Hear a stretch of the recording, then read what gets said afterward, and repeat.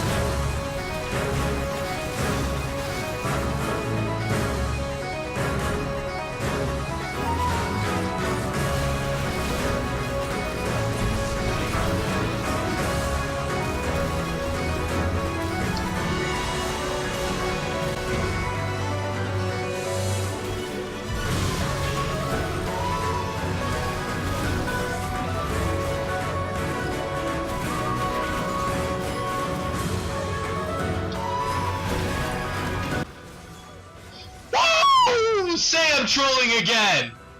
Woo! Woo! Welcome to the Mastery 7 Guide to Taliyah, the Stoneweaver. You know, I have a ton of clips of me doing godly on Taliyah, but she's actually got quite a bit of a learning curve. She's harder than most of the mages, which is why I think her win rate when she came out was so low, even though it's just average now. She's a lot of fun, and I love her voice, but you need to commit to her quite a bit in order to pull her off properly. But honestly, unlike Zoe, I think she's better suited for the jungle than for mid lane. Her clear once she hits level 3 is amazing. She's a champion that requires you to farm for your first few items before you do any damage. Not having an enemy laner screwing you out of farm is nice. And her R and W are very useful for ganking. For clearing camps, for your first clear, start at whatever buff is bot lane. Then go wolves or raptors or wolves depending on which buff you started, and then go to the other buff. And you should be about level 4 by the time you end that. If not, you can get Gromp as well, and then do a gank. I think Taliyah's a better jungler than laner, and if people start to see that, I think she'll get a bit more attention, and hopefully a new skin, since familiar with Taliyah isn't the best. Alright, really quick before I forget, last time I forgot, Taliyah and Zoe share a voice actor, Blaik-Elizabeth, and oh my god, I love her. Here's some of her roles where she's fucking amazing. She's Celica in Fire Emblem, Futaba in Persona, Kotoko Atsugi in Danganronpa Despair Goals, and obviously she's Zoe in Taliyah. Anyways, I like her voice. You're an amazing actress, Blaik-Elizabeth. Just wanted to, yeah. Anyways, with the new season just starting, I need to do what I can to prove to you that my stupid decisions are the future of the meta. So Taliyah jungle, does it work? Well, when I did Zoe, I enjoyed playing her mid just as much as I enjoyed playing her in the jungle. But for Taliyah, playing her mid just isn't fun.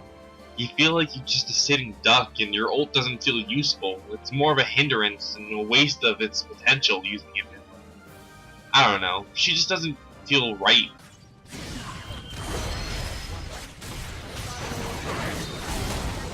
Oh, I didn't mean to do that. I accidentally took that from him. Good. Oh! The minion's gonna kill me. Why would you step on that? I stepped on it? The shroom, yes. I didn't know I stepped on that bitch. Oh shit, I don't wanna fight a collie. Oh my god, the Ash arrow, always. Yeah, how is this Ash getting such good arrows?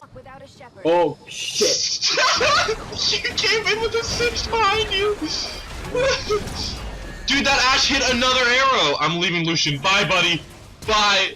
Oh my god, he made... Nope, he did not make it out. You know, when the show was first coming out, when I was about, like, 11, I think, I had a huge crush on Toph. Taliyah's passive is rock surfing. Now, everyone makes a skater girl joke about Taliyah, so obviously I have to do the same. Except I'll make it even more obscure and nerdy than before.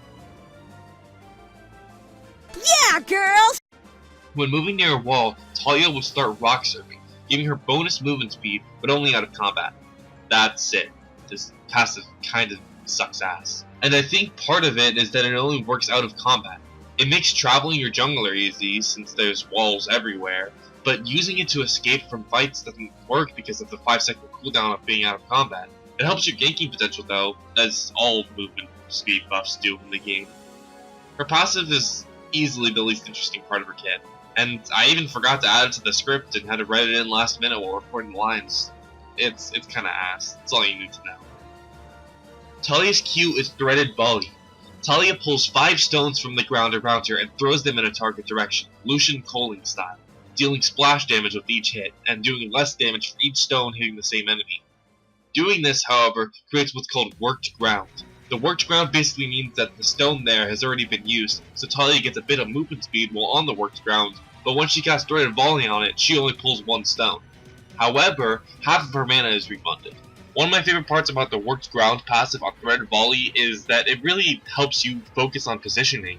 If you're not in a proper position to attack an enemy with the most efficiency possible, then you really kind of cut your damage short.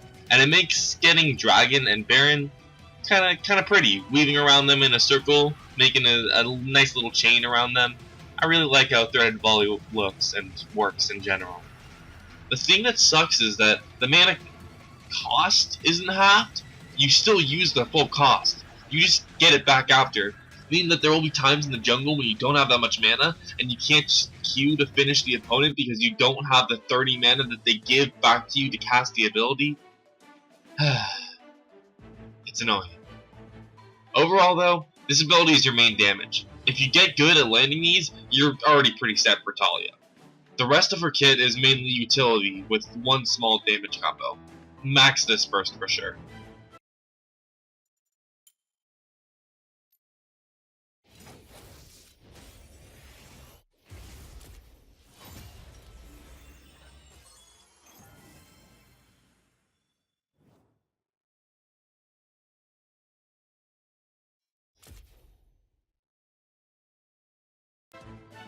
Taliyah's W is Seismic Shove.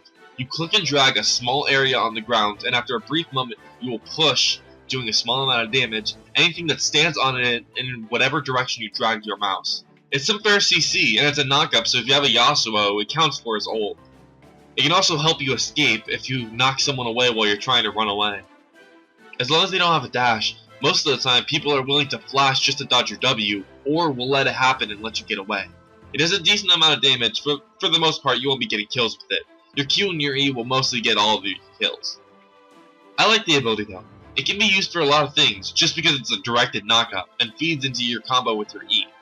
Taliyah's E is Unraveled Earth. Taliyah scatters boulders on the ground in a pattern in front of her, dealing magic damage to everything that she hits, and slowing enemies slightly.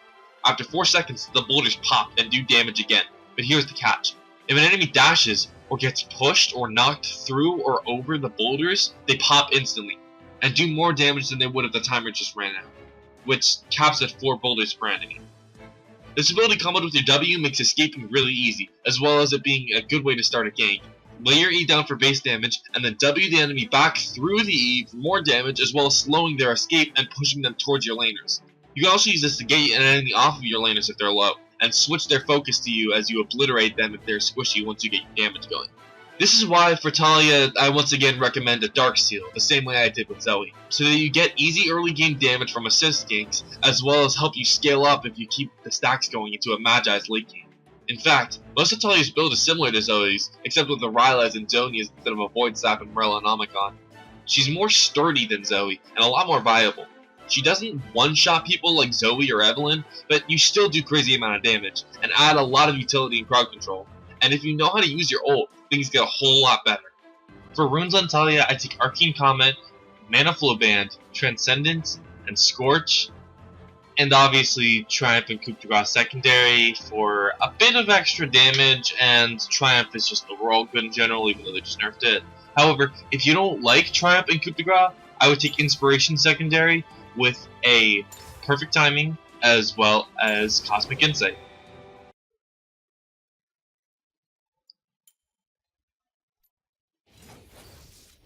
Oh my god. Whew. This girl, she's got a learning curve.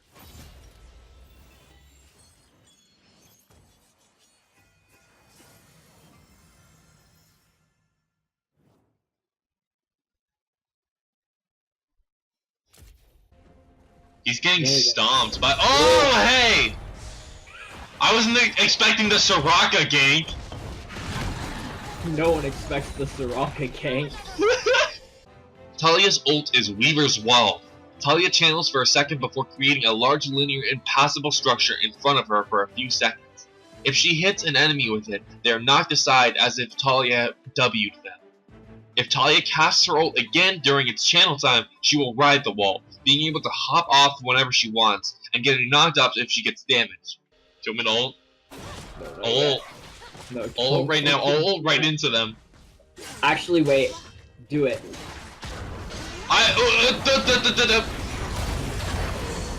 That worked! I'm rooted, but that worked!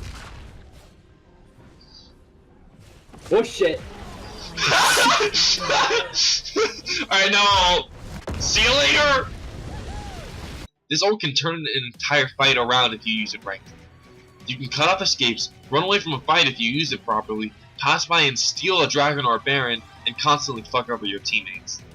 This ult is fun as hell, but if you're playing for a win, late game your ult isn't really used that often. Early game it makes ganks easy due to laning phase, but during late game when people aren't laning, it usually ends up being a hindrance more than a help. So for the most part, you end up holding off on your ult unless you're certain it can help. Plus the cooldown is long as Harry's dick, so using it incorrectly can screw you over if you end up needing it later on and don't have it.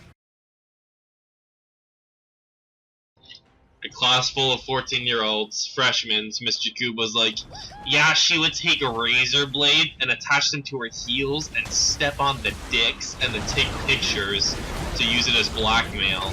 I'm like, Miss Jacob, I'm 14. Could you not talk about this? Oh, dude, I got shut down hard.